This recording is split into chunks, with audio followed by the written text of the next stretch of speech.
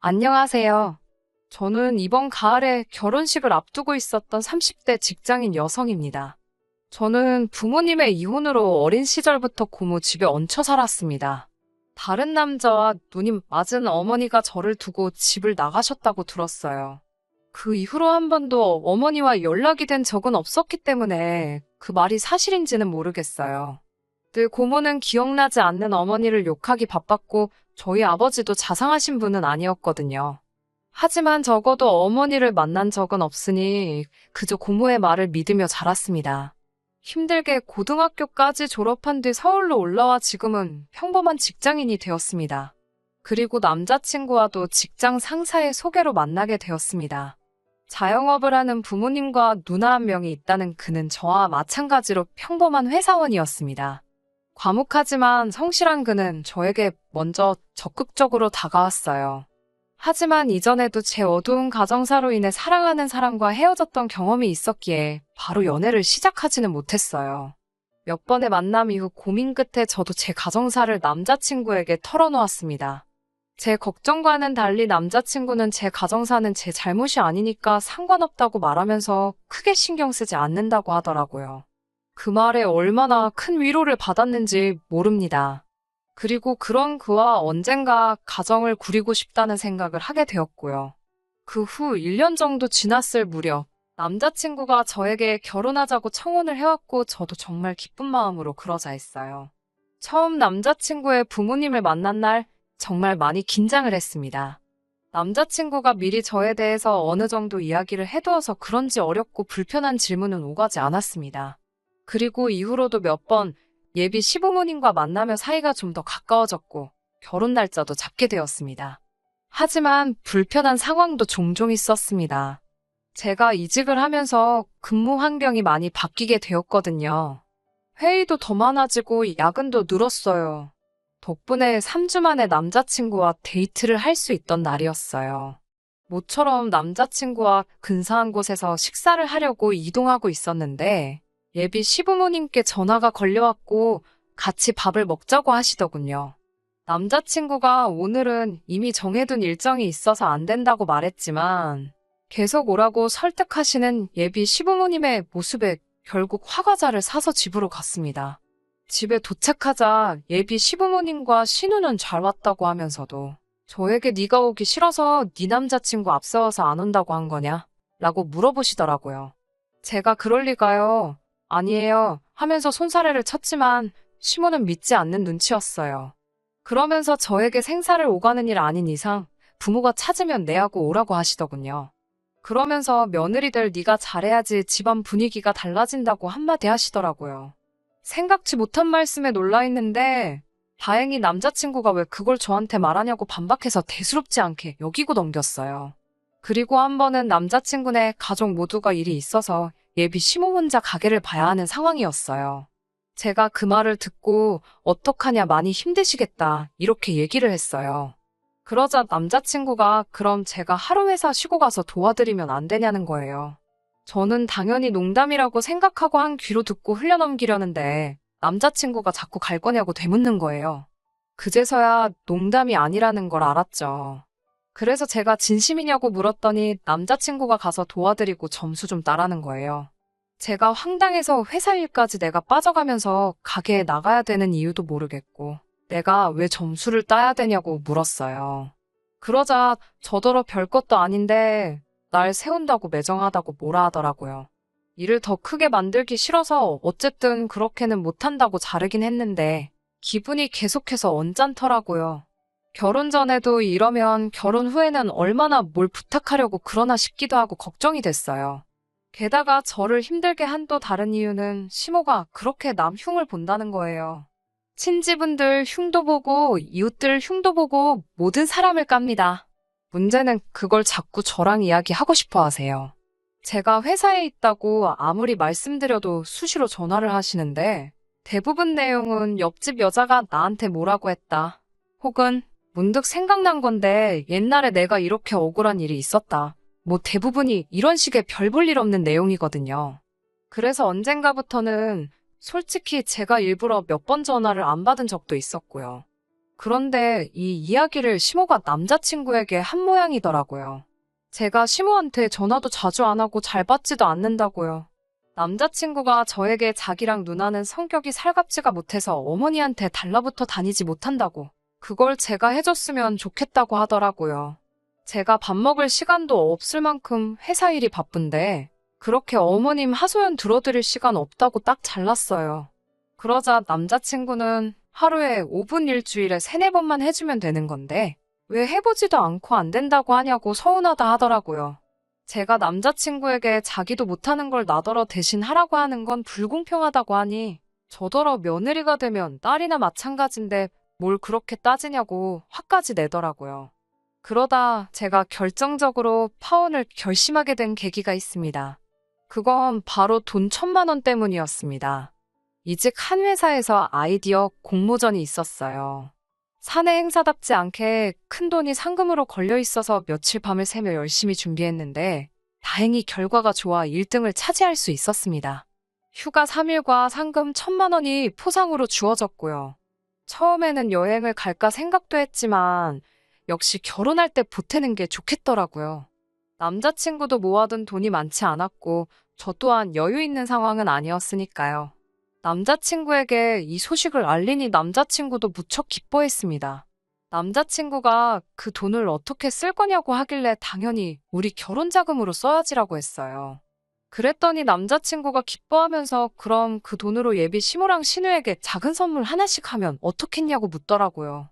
저는 이때만 해도 작은 선물이라서 화장품 정도를 생각하고 있었어요. 그래서 그것도 좋은 생각이다라고 했죠. 제가 이때 좀 더 정확히 물어보지 않은 게 화근이었어요. 며칠 뒤 예비 시모한테 전화가 왔어요. 지금 신우랑 백화점에 갔다가 저희 회사 쪽으로 가고 있으니까 잠깐 내려올 수 있겠냐고요. 점심시간을 이용해서 예비 시모와 신우를 회사 앞 카페에서 만났습니다. 둘 다 기분이 매우 좋아 보였어요. 시모가 저에게 백화점에 갔더니 너무 예쁜 게 많아서 고민이 되더라며 대화를 시작하더라고요. 제가 그래서 뭐 마음에 드는 거 사셨냐고 물었죠. 그랬더니 일단 골라만 왔다면서 어떠냐고 저에게 핸드폰에 있는 사진을 몇 개 보여주더라고요. 보니까 비싸기로 유명한 명품 브랜드 가방이었어요. 저는 정말 예쁘다고, 그런데 이것들 조금 비싸지 않냐고 물었어요. 그러자 옆에 있던 신우가 저에게 사실 가방 2개 합치니까 1,000만 원이 좀 넘더라며 근데 넘는 건 우리가 보탤 거예요라고 말하더라고요. 자기들 가방인데 자기들이 돈을 보탠다는 게 이상해서 누가 사주는 거냐고 물었더니 둘이 저 한번 쳐다보고 서로 한번 쳐다보더니 깔깔 웃더라고요. 제가 왜 그러냐는 표정으로 쳐다보니까 신우가 말하기를 제가 그 가방을 예단으로 사준다고 했다는 거예요. 제가 순간 벙찌고 황당해서 저는 그런 말 한 적이 없다고 했어요.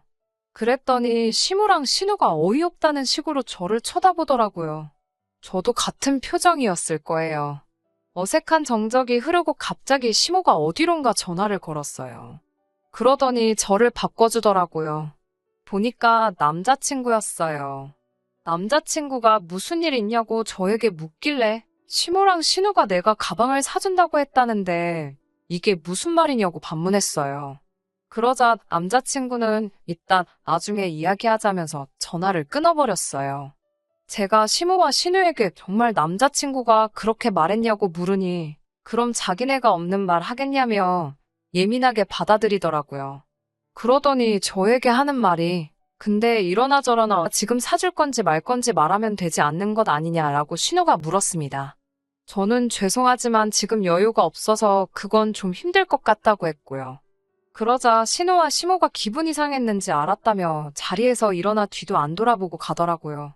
찬바람이 부는 그 뒷모습에 제가 잘못한 것도 아닌데 마음이 너무 불편했어요. 예비 시모와 신우가 그렇게 가고 나서 저도 마음이 편치는 않았습니다. 그리고 그날 저녁 남자친구와 데이트를 하고 있었어요. 남자친구 핸드폰으로 신우에게서 전화가 오더라고요. 전화를 받는 남자친구의 안색이 점점 안 좋아지는 걸 보고 낮에 있었던 일 때문이라는 걸 어렴풋이 짐작할 수 있었어요. 아니나 다를까 전화를 끄는 남자친구의 표정이 영 좋지 못했어요. 그러더니 아까 도대체 시모와 신우에게 뭐라고 한 거냐고 따져 물었습니다. 저는 있는 그대로 솔직하게 이야기했어요. 덧붙여 왜 저랑 상의도 하지 않고 시모와 신우에게 그런 큰 선물을 하겠다고 약속했냐고도 반문했습니다. 그러자 남자친구가 하는 말이 자기 집에서는 저를 친딸이나 마찬가지로 받아들이고 사랑할 마음이 되어 있다. 그런데 저는 아닌 것 같대요. 그게 무슨 소리냐고 다시 따져 물으니 하자 있는 제 사정을 이해해주는 고마운 가족들에게 그 정도 선물이 뭐가 어렵냐고 너무 야박하고 치사하더군요. 그제서야 깨달았습니다. 제 가정사를 두고 제 잘못이 아니라며 뭐 어쩔 수 있었냐고 말하던 건 다 거짓부렁이었다는 걸요. 제가 부모님이 안 계신 걸 이유로 저를 하자 있는 사람으로 생각하고 있었다는 걸 제가 눈치채지 못할 정도로 철저하게 숨겨왔다는 사실에 소름이 돋더군요. 사람 보는 눈이 없다고 할 정도로 눈치가 없지는 않았는데 말이죠. 단지 이 남자에게는 제가 부모가 없다는 이유 하나만으로 자기 부모에게 그리고 자기 형제에게 제 모든 걸 다 바칠 사람이라고 생각했던 것 같습니다. 저와의 결혼도 애초에 그럴 계획으로 저에게 접근했겠죠. 그리고 점점 이 결혼은 하면 안 되겠다는 생각도 들었고요. 결국 남자친구에게 그럼 우리 결혼 다시 생각해봐야 할 것 같다고 말했습니다.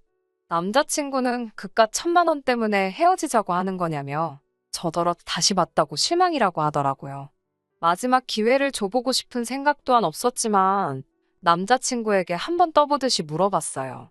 너도 그 금액에 상응하는 만큼 내 고모에게 선물을 하라고요. 그럼 저도 그깟 1,000만 원 아까워하지 않고 신우와 시모에게 선물하도록 하겠다고요. 남자친구는 인상을 잔뜩 찌푸리며 부모님도 아닌 사람한테 뭐하러 그렇게 돈을 쓰냐고 하더라고요. 앞으로 저를 딸같이 여겨줄 자기 가족들한테 돈 1,000만 원 쓰는 게 아깝냐고 성질을 내더라고요. 아까우면 아깝다고 말하라나요. 남자친구한테는 웃으며 대답해줬어요. 그렇지 않다고 1,000만 원이 전혀 아깝지 않다고요. 제 말에 남자친구 얼굴이 환하게 바뀌더라고요. 제가 시간 끌 거 있냐고 뭐 사고 싶은지는 내가 봐서 안다고 백화점으로 당장 가자고 했습니다. 신우와 시모가 골라놓은 명품들을 들고 남자친구와 계산하러 향했습니다. 계산을 하기 직전에 남자친구에게 아직 상금이 입금이 안 돼서 들어오면 곧바로 계좌이체를 해준다고 말하고 남자친구의 카드로 일시불로 긁어버렸습니다. 포장하면서 어차피 드릴 건데 이런 게 뭐가 필요하냐고 택도 뜯어버리고 백화점 쓰레기통에 영수증과 함께 버려버렸어요. 남자친구 집에서 선물을 전달해드리니 두 사람도 입이 귀에 걸려있더라고요. 이럴 거면 아까 진작에 사주지 뭐하러 여러 사람 기분 나쁘게 그랬냐고 하더라고요. 참 끝까지도 좋은 구석이라고는 하나도 없는 사람들이었어요. 남자친구가 저를 대변이라도 해주듯 아직 상금이 입금이 안 돼가지고 그랬던 거라 제 편을 들어주더라고요. 그렇게 분위기가 그쪽 집안들만 신이 나서 화기애애한 가운데 제가 찬물을 확 끼얹어 버렸습니다. 이제 그만 헤어지자고요. 아까 전 나를 가족처럼 받아줄 사람들에게 1,000만 원 쓰는 게 아깝지 않냐고 물어봤지 않느냐고. 너는 이미 가족이니까 네 가족한테 1,000만 원 쓰는 거 전혀 아깝지 않을 테니 내 돈 가지고 네 가족들한테 잘할 생각 하지 말고 네 가족들한테는 네 돈 써서 네가 잘하라고요. 이깟 1,000만 원 똥 차더라고 두 번 다시 엮이지 말라는 교훈값이다 생각하고 눈 꼭 감고 그 가방들 니네 가족들한테 내가 그냥 사줘보려고 생각도 해봤는데 너가 직접 번 돈 가지고 가족들한테 잘하라고 레슨해준 게 있으니까 그 값을 너가 치른 거라고 해줬습니다. 신우와 시모한테도 남한테 그런 비싼 거 받는 거보다 가족한테 받는 선물이 더 마음에 드시죠? 라고 말하고 그 자리를 뛰쳐나왔습니다. 어차피 결혼하면 공동재산이 되었을 것을 그 1,000만 원조차 지 가족한테 지 돈 쓰는 건 아쉬워서 내 돈 가지고 하려고 했다는 게 아직도 괘씸해서 생각만 하면 화가 나네요. 결국 남자친구와는 그날로 헤어졌습니다. 제가 1,000만 원이 아까워서 헤어진 게 아니에요.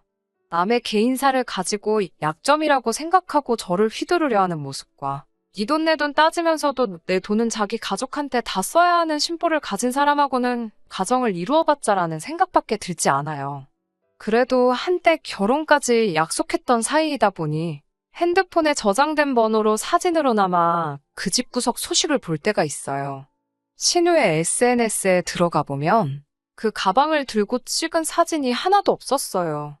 평소에도 사소한 것까지 남들 보여주고 싶어 사진으로 전부 찍어 올릴 정도인 사람이거든요. 그런데도 사진 하나 안 올라오는 것 보면 아무래도 그 가방은 환불을 받은 것 같네요. 일부러 영수증도 버리고 택도 뜯었으니 환불하려면 말싸움 좀 해야 했을 텐데 나한테는 그 돈이 아깝냐면서 자기 돈은 정말 아까웠는지 말싸움까지 해서 환불을 받아냈나 봅니다. 그런 거 보면 안전 후회가 없어요. 오히려 결혼 전에 자기들의 본 모습을 까발려줘서 고마울 따름이에요. 제가 그 상금을 타지 않았더라면 꼼짝없이 그 사람들 본성도 모른 채 그 집에 시집가서 어떤 대우를 받고 있을지 뻔하다 보니 오히려 안도의 한숨이 나오네요.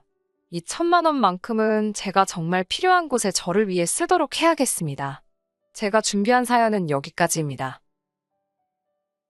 끝까지 들어주셔서 감사합니다. 오늘의 사연은 여기까지입니다.